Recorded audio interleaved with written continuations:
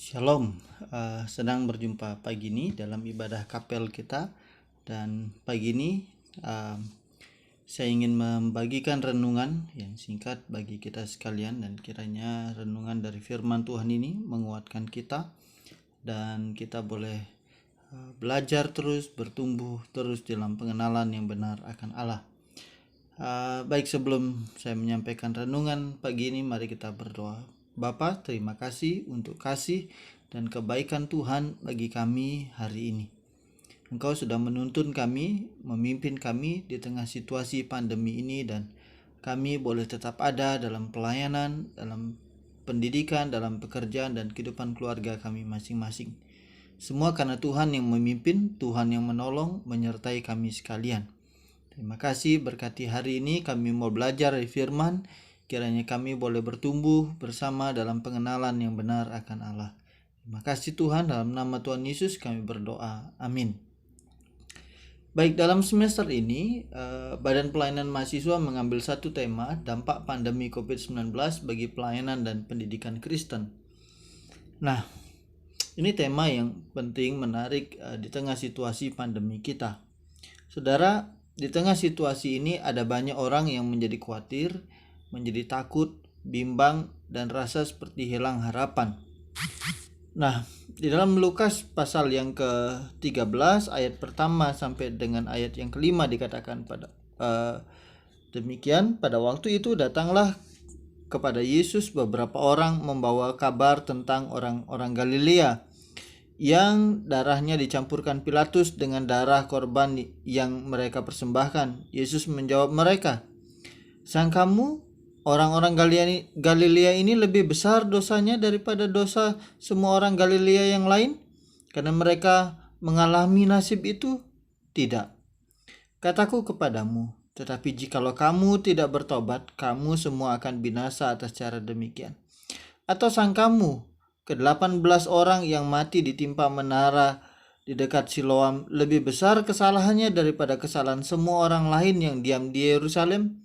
Tidak, kataku kepadamu, tetapi jikalau kamu tidak bertobat, kamu semua akan binasa dengan cara demikian." Saudara, di tengah situasi pandemi ini ada orang yang memandang bahwa pandemi ini sebagai hukuman Allah. Ya, bisa saja demikian, bahwa pandemi ini COVID-19 adalah akibat dari dosa yang terjadi sekian ribu tahun yang lalu dilakukan oleh Adam. Tetapi tidak juga bisa dipahami bahwa setiap orang yang terkena virus corona adalah orang-orang yang melakukan dosa sehingga akhirnya kena virus ini, begitu. Nah, saya pikir saya tidak mau melihat hal itu, tetapi saya mau melihat bahwa penderitaan itu seringkali diidentikan dengan dosa. Tetapi pada bagian yang lain, Tuhan Yesus juga melihat bahwa penderitaan adalah bagian dari rencana Allah. Saudara, pandemi COVID-19 telah berlangsung dalam waktu yang cukup panjang. Dari tahun 2020, pandemi telah berdampak dalam kehidupan masyarakat di Indonesia dan di seluruh dunia. Tahun 2021, pemerintah telah berusaha untuk melakukan vaksin guna menangani masalah tersebut. Vaksinasi belum berjalan secara baik, belum semua orang bisa divaksin di tahun 2021 ini. Tetapi saya pikir bahwa dalam berjalannya waktu upaya terus dilakukan. Nah, kondisi ini tentunya telah membawa dampak yang signifikan terhadap kehidupan manusia. Interaksi antar manusia menjadi terbatas, kondisi ekonomi mengalami pelemahan, lalu layanan pendidikan mengalami perubahan. Demikian pula layanan keagamaan juga mengalami perubahan. Perkembangan teologi juga mengalami berbagai dinamika. Paulus pernah mengatakan bahwa jika manusia dengan mudah akan diombang-ambingkan oleh berbagai angin pengajaran. Pandemi ini menjadi bukti bahwa ada banyak angin pengajaran yang mengombang-ambingkan kehidupan orang percaya. Ada banyak pengajaran yang muncul, ada berbagai tafsir dan pandangan teologi yang menguatkan, tetapi justru pada sisi yang lain melemahkan dan membingungkan umat Tuhan.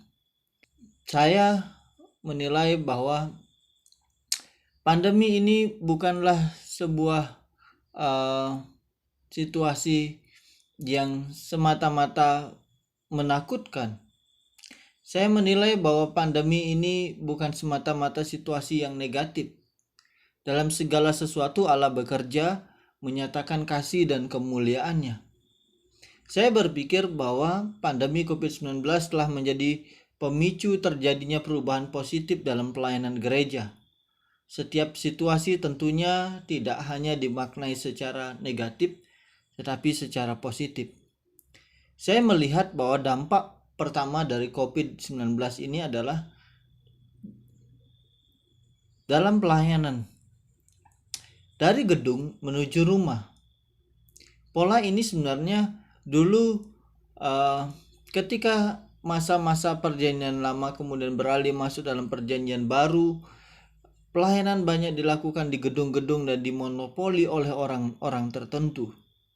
Situasi pandemi sekarang menunjukkan ada sesuatu yang berbeda, di mana sebelumnya ibadah dilaksanakan dalam gedung-gedung, walaupun saat ini masih ada banyak juga yang melaksanakan ibadah dalam gedung-gedung, tetapi kemudian ada perubahan pola pelayanan. Sama seperti waktu jemaat mula-mula, di mana pelayanan yang sebelumnya dilakukan di bait Allah kemudian masuk dalam rumah-rumah jemaat orang-orang percaya. Beberapa penelitian menunjukkan bahwa ibadah harus dilaksanakan secara virtual. Mereka tidak mungkin melaksanakan ibadah dalam gedung-gedung karena akan berdampak pada penyebaran virus yang lebih besar. Nah, beberapa gereja yang cukup mapan secara keuangan didukung dengan anggota jemaat yang mungkin ekonomi cukup kuat. Mereka menyelenggarakan pelayanan ibadah secara virtual dan didukung berbagai sarana yang memadai. Tetapi di beberapa tempat pelayanan harus dilaksanakan di rumah-rumah jemaat. Kepala keluarga kemudian mengambil peranan penting dalam pelayanan. Meski demikian, gereja secara organisasi juga menyediakan panduan untuk mendukung pelayanan ini. Nah, pandemi COVID-19 menjadi satu situasi di mana koinonia dalam komunitas kecil di rumah-rumah orang percaya menjadi hidup dan berjalan dengan baik. Jika sebelum pandemi, persekutuan keluarga mungkin jarang terjadi, tetapi pandemi COVID-19 menjadi masa di mana persekutuan dalam keluarga kemudian mulai hidup. Walaupun tidak dapat dipungkiri bahwa ada kemungkinan anggota jemaat yang menjadi undur dalam persekutuan karena kurangnya perhatian dan pelayanan pastoral. Pandemi COVID-19 tidak dapat dimaknai hanya sebagai sebuah kesulitan yang terjadi di dunia ini. Secara teologis, Allah berdaulat atas kehidupan manusia dan seluruh semesta. Selain itu, segala situasi sulit merupakan cara Allah menunjukkan sifat dan kebesarannya. Kita bisa melihat bahwa dalam situasi sulit yang Ayub hadapi, kebesaran Allah kemudian tampak. Dalam sakit yang dihadapi oleh masyarakat kecil, kita bisa lihat dalam pelayanan Tuhan Yesus, kuasa Allah dalam diri Yesus kemudian dinyatakan dengan memberi kesembuhan. Hal ini menunjukkan bahwa jika Allah bekerja dalam situasi sulit dan menyatakan kebesarannya. Saya berpikir bahwa situasi pandemi ini juga adalah situasi yang sama, di mana Allah menjadikan situasi sulit ini sebagai situasi di mana Allah menyatakan kemuliaannya. Saudara, kalau kita melihat dalam jemaat mula-mula, dalam situasi sulit, jemaat mula-mula justru mengalami pertumbuhan rohani. Mereka mengalami aniaya, tetapi mereka tetap bertekun dalam persekutuan, berdoa, dan belajar firman. Situasi yang sama sejatinya sedang terjadi dalam kehidupan pelayanan masa kini.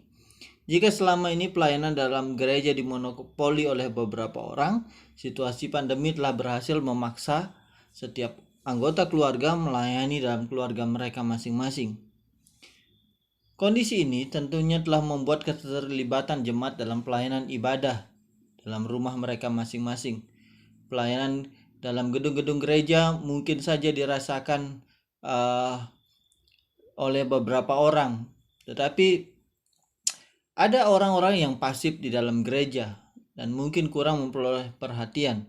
Situasi pandemi dapat saja membuat mereka semakin pasif, tetapi dengan pola pelayanan yang dikembangkan gereja selama masa pandemi, mereka yang tidak terlayani justru mungkin akan dapat terlayani oleh jemaat, oleh orang-orang dan sekitarnya.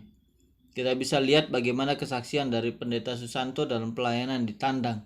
Justru pelayanan di rumah-rumah menghasilkan pelayanan yang luar biasa, di mana orang-orang kemudian bisa dilayani dengan baik dan mereka bisa bertumbuh secara rohani. Persoalan yang timbul dalam situasi ini adalah mungkin saja mereka tidak siap mengemban tugas pelayanan dalam komunitas kecil dalam keluarga. Oleh karena itu, dari gedung gereja berpindah ke rumah-rumah, maka gereja perlu tetap memperlengkapi jemaat. Karena ini situasinya, maka gereja perlu ambil bagian dalam situasi memperlengkapi jemaat. Nah, dampak dari pandemi ini sejatinya telah mendorong kita untuk melakukan pengajaran lebih baik, lebih cepat, lebih serius. Tuhan Yesus dalam amanat agungnya menekankan untuk kita melakukan tugas untuk mengajar, melatih, membimbing orang untuk melakukan pelayanan. Situasi pandemi sejatinya kemudian menyadarkan kita bahwa ada yang kita lupakan selama ini. Kita seringkali menjadi lengah di tengah situasi yang nyaman. Tetapi pandemi membuat kita sadar bahwa ada begitu banyak yang kita lupakan dalam pelayanan kita sebelumnya. Kita tidak mempersiapkan jemaat lebih siap menghadapi berbagai situasi. Kita menjadi begitu panik dengan situasi pandemi ini. Tetapi setidaknya ketika dari gedung menuju rumah, kita menemukan bahwa ada tanggung jawab gereja yang kemudian disadarkan. Pengajaran harusnya kemudian menjadi prioritas, bukan acara seremonial, bukan pesta yang kemudian menghabiskan uang berjuta-juta. Seringkali gereja sibuk dengan pesta. Di masa pandemi kemudian kita tidak mungkin lakukan pesta. Kita tidak mungkin mengumpulkan begitu banyak orang. Kita harus dibatasi dalam segala situasi. Dan kemudian kita diarahkan kepada fokus pelayanan yang lebih serius, lebih utama. Kita diarahkan kepada pengajaran yang lebih serius, pelayanan ibadah, pelayanan kelompok, dan lain sebagainya yang kemudian menjangkau banyak orang. Ada banyak orang yang tidak terjangkau sebelumnya. Pandemi ini kemudian membuat penjangkauan menjadi lebih terbuka dan banyak orang bisa dilayani. Ini yang kita kemudian bisa lihat bahwa ada dampak positif dari pandemi. Saudara, selain itu pandemi juga memberi dampak terhadap terjadinya percepatan digitalisasi pelayanan. Sebelum pandemi, dunia telah diperhadapkan pada perubahan kehidupan masyarakat yang memasuki era masyarakat 5.0. Dalam era ini kehidupan masyarakat diharuskan dapat menyesuaikan diri dengan lajunya perkembangan dunia digital. Gereja sebagai organisasi maupun orang percaya sebagai eklesia sejatinya sudah harus berubah menghadapi perkembangan tersebut.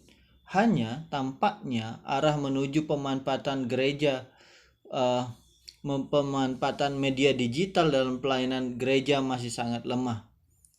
Situasi pandemi sejatinya telah mendorong gereja untuk bersaksi dalam lingkup yang lebih luas. Tugas marturia gereja kemudian dilaksanakan secara luas. Media sosial seperti Facebook, kemudian YouTube menjadi media komunikasi yang terbuka secara luas untuk mengomunikasikan Injil. Mimbar-mimbar kemudian tidak hanya ada dalam gereja, kemudian mimbar-mimbar ada dalam media-media sosial dan Injil bisa diberitakan. Hal ini tampaknya tidak begitu banyak terjadi sebelum pandemi. Walau era masyarakat 5.0 sudah terjadi, tetapi kemudian pandemi telah mendorong terjadinya pelayanan dalam ruang digital. Saudara, dalam penelitian yang dilakukan oleh Yuwono, kita menemukan bahwa situasi ini adalah situasi yang berhasil mendorong pelayanan ke dalam pelayanan era digital. Situasi ini kemudian membawa gereja kepada gereja dalam konteks era digital, di mana era 5.0 itu ada. Gereja kemudian terbuka secara virtual, tidak dibatasi oleh letak geografis, tidak dibatasi oleh ruang dan waktu. Tetapi kemudian gereja bisa menjangkau dalam lingkup yang lebih luas. Dalam hal ini tampak jika tugas marturia juga dilakukan secara luas. Saudara, dalam pandemi kita bisa menghadapi berbagai situasi sulit, tetapi kita bisa melihat ada banyak peluang yang terbuka untuk pelayanan pekerjaan Tuhan. Dampak pandemi dalam ibadah adalah pelayanan ibadah dan pengajaran juga dilaksanakan secara virtual. Nah, beberapa jemaat ada yang berpersepsi bahwa wah ini hanya main-main saja.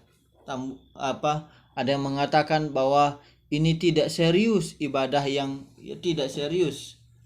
Tetapi dalam beberapa kajian yang dilakukan oleh rekan-rekan di beberapa perguruan tinggi teologi, mereka mengatakan bahwa ibadah dalam masa pandemi tetaplah ibadah yang penting, karena dalam situasi ini ada perjumpaan pribadi antara umat dengan Tuhan, dan ibadah tidak dibatasi oleh ruang dan waktu. Persekutuan umat dengan Tuhan tidak dibatasi oleh ruang dan waktu. Saudara, selain itu kehadiran Tuhan tidak dimaknai sebagai suasana seremonial yang selama ini mungkin kita pandang sebagai sesuatu yang begitu penting, tetapi yang terpenting adalah kemudian persekutuan orang dengan Allah.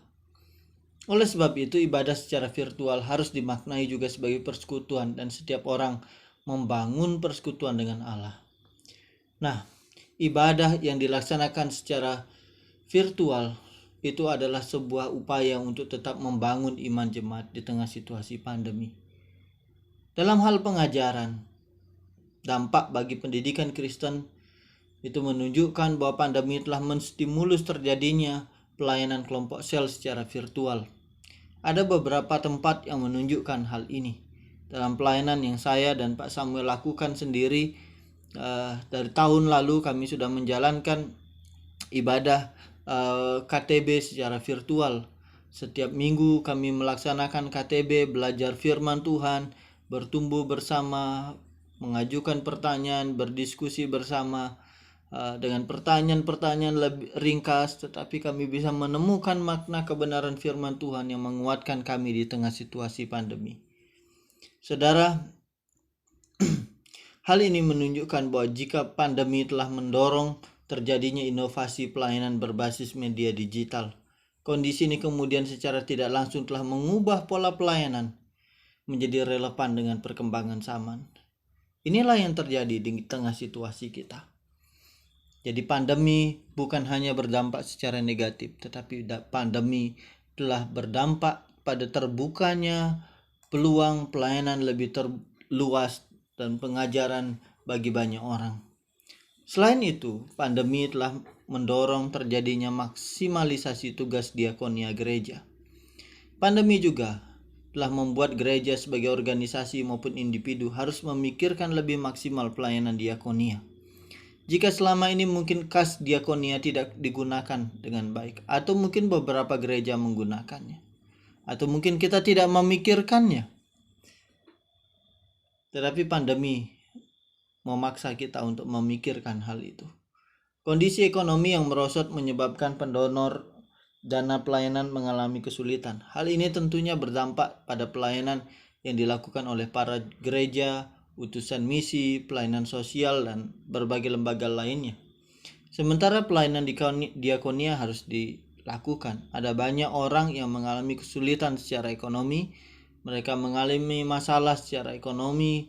Ada yang kemudian berhenti dari pekerjaan mereka sebagai dampak dari pengurangan beban perusahaan, atau mungkin pengusaha Kristen juga mengalami kebangkrutan karena perusahaan tidak dapat berjalan dengan baik. Ini kemudian sejatinya memanggil gereja berperan menjawab persoalan umat. Jadi gereja perlu memikirkan lebih keras dalam pelayanan diakonia. Seorang yang melakukan penelitian di Manado menemukan bahwa di tengah situasi ini, gereja kemudian berusaha melakukan integrasi dengan maksimal antara diakonia karitatif dengan diakonia transformatif, sehingga persoalan masyarakat kemudian dapat dijawab. Pemberian sembako secara temporer dapat meringankan beban masyarakat, tetapi perlu bantuan yang terus memandirikan masyarakat sehingga persoalan ekonomi sebagai dampak pandemi dapat diatasi. Pandemi telah mendorong gereja untuk memikirkan kembali bentuk diakonia yang relevan dengan situasi pandemi. Pelayanan diakonia perlu terus dimaksimalkan di tengah situasi ini. Saudara, situasi ini kemudian membutuhkan komitmen dan konsistensi gereja dalam memberikan advokasi, mengakomodasi, dan memfasilitasi kebutuhan jemaat. Beberapa gereja dan personal telah melakukan upaya memberikan bantuan terhadap kelompok masyarakat, gereja, dan individu guna meringankan kebutuhan ekonomi mereka. Tetapi kondisi pandemi yang berkepanjangan dan belum diketahui kapan berakhirnya sejatinya telah memaksa gereja memikirkan kembali pelayanan diakonia yang harus dilaksanakan. Bantuan-bantuan kebutuhan pokok tampaknya tidak mungkin dapat dijalankan dalam waktu yang lama. Sementara situasi pembatasan sosial membuat orang sulit untuk melakukan aktivitas. Kondisi ini tentunya menjadi tantangan yang berat. Saudara, dalam temuan yang dilakukan oleh Regus dan Tapung, tampak jika diakonia itu menjadi sesuatu yang penting untuk menolong kebutuhan masyarakat, menolong kebutuhan umat. Nah, apa yang ditemukan oleh beberapa peneliti dalam pelayanan gereja di tengah situasi pandemi menunjukkan jika pelayanan diakonia itu penting. Dan kita perlu mengambil bagian, berpikir kembali apa yang kita bisa buat dalam pelayanan ini.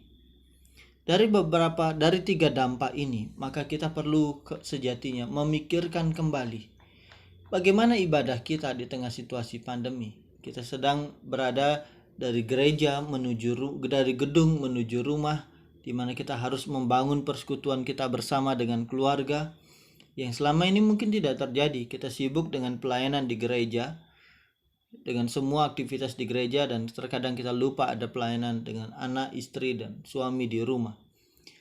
Mungkin kita harus memikirkan hal itu kembali dalam kehidupan kita. Kemudian dalam percepatan digital, bagaimana dengan kita? Apakah kita kemudian terus mempersiapkan diri menghadapi perubahan ini? Atau justru kita hanya menikmati kenyamanan, kita tidak melakukan sesuatu yang memberi dampak dalam pelayanan? Sementara dalam pelayanan diakonia, apakah kita kemudian mengambil bagian dalam hal ini? Kita seringkali terjebak dalam situasi di mana kita menjadi seperti orang miskin. Kita hanya mengharapkan bantuan. Dan kemudian saya berpikir, wah ini memalukan. Karena seorang janda miskin saja bisa memberikan seluruh hasilnya hari itu buat Tuhan. Sementara jika kita kemudian masih dengan kondisi muda, kuat, sehat, dan bisa menyisihkan apa yang ada dalam bagian kita untuk pelayanan diakonia, mungkin baru hanya dalam diakonia karitatif, tapi mungkin kita juga bisa memikirkan sesuatu bentuk pelayanan untuk diakonia yang transformatif. Saya pikir situasi pandemi adalah situasi yang memaksa kita memikirkan kembali hal ini, sehingga kita bisa melakukan tugas pelayanan kita dengan memuliakan Tuhan. Kita tidak lagi menuduh, oh ini begini, oh itu begitu. Tetapi kita justru kemudian melihat bahwa pelayanan ini adalah tanggung jawab yang Tuhan beri. Dan kita perlu mengerjakannya dengan takut dan memuliakan Tuhan. Terima kasih, mari kita berdoa. Terima kasih Bapa di surga atas kasih dan kebaikan Tuhan bagi kami. Terima kasih untuk situasi pandemi yang Tuhan sudah izinkan terjadi dalam kehidupan kami. Hari ini kami boleh ada di tengah situasi itu, tetapi kiranya kami boleh belajar menikmatinya, memandang peluang yang Tuhan beri di tengah situasi ini. Kami tidak melihatnya dengan mental miskin kami, tetapi kami melihatnya dengan mental kasih Allah yang penuh rahmat dan limpah itu. Sehingga kami boleh melakukan pelayanan dengan efektif, melakukan pelayanan dengan inovatif, dan memuliakan Tuhan menjadi berkat bagi banyak orang. Pimpin dan tuntun kami. Terima kasih Tuhan, dalam nama Tuhan Yesus kami berdoa. Amin.